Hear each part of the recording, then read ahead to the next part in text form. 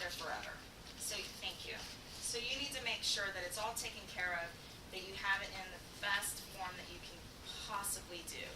So for the most part, most everyone in here has a script, and I've probably read, whose stuff have I not read in here? So there's, well, yeah. So for the people that I have read, which is why I wanted to do this catalog, or, I'm calling it a catalog, not a portfolio, because it's a catalog of a collective group of people. Basically thinking of how an internal production company has their slate of projects. That's sort of how I'm forming this. Not that we're a production company, but we have all these different genres of things. And so the idea is to have your best work out there so that people could read it. And then this, depending on which way we go, and unfortunately I can't make any announcements because it's still a little fluid, but basically what we're going to do is, for those of you who have finished scripts and you have it done, this will probably be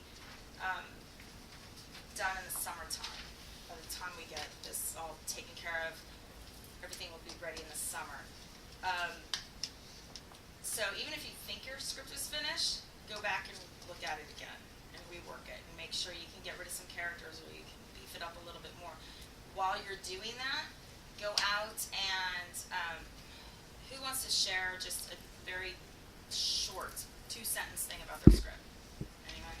Do you want to do? I'm glad you did. Okay. Well, I want to do it for 2 reasons. One is because I might have to change it. Okay. Mine is a story. The story is based on a true story about the Navy Yard shooter, which occurred back in September. And my approach is to go back and look at what actually happened, because what we saw in the press was not an accurate representation of background, history, organizational factors which contributed to that incident. So my take on it is that there are a lot of contributing factors which created this perfect story to the shooting.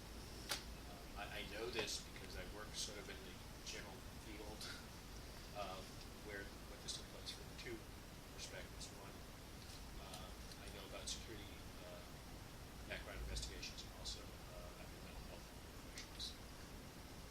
So that's why I did that. As soon as I heard the story on the news, I knew it happened. But what's amazing about Wendell's story? Just speak up for the people in the back. I heard it. Sherry.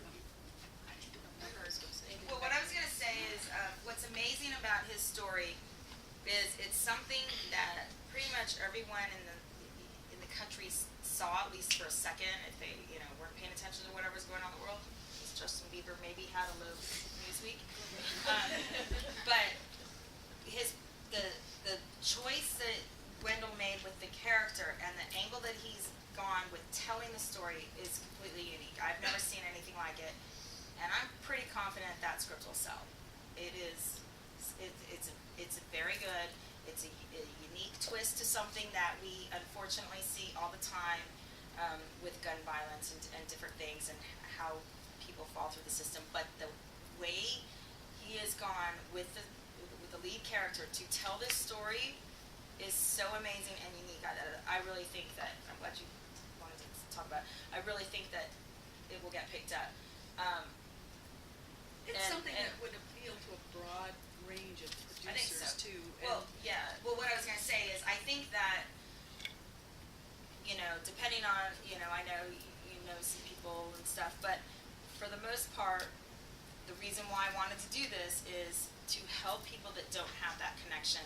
I mentioned Simon Kinberg, who did Mr. and Mrs. Smith, just did, is it Elysium, and some other movies, and they came to me and they said, do you know anybody who works in cybersecurity, sort of NSA world? And I said, well, yeah, I'm in DC, so yes. So I put him in touch with somebody who was a consultant for that project. And so people from LA are coming to me to get access to the DC world, and I'm hooking people up or giving people introductions to LA. And so I thought, well, the talent over the last several years has really boosted up, and the craft has improved so much, and I really believe in you guys, and I really think that logistically, we're challenged, and it's frustrating because we're in the DC bubble.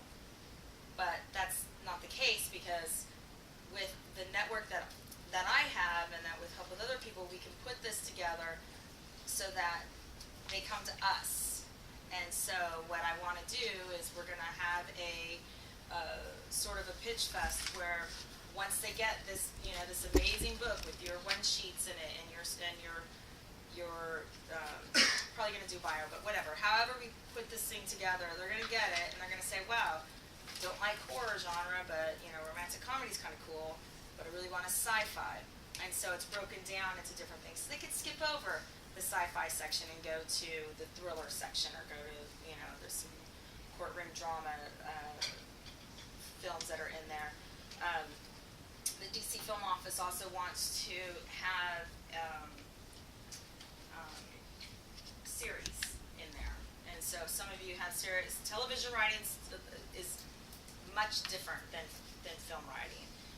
Usually on a TV show, it's usually a writer's room like this, where there's people in a room and you sort of bounce back and forth ideas and go about it that way.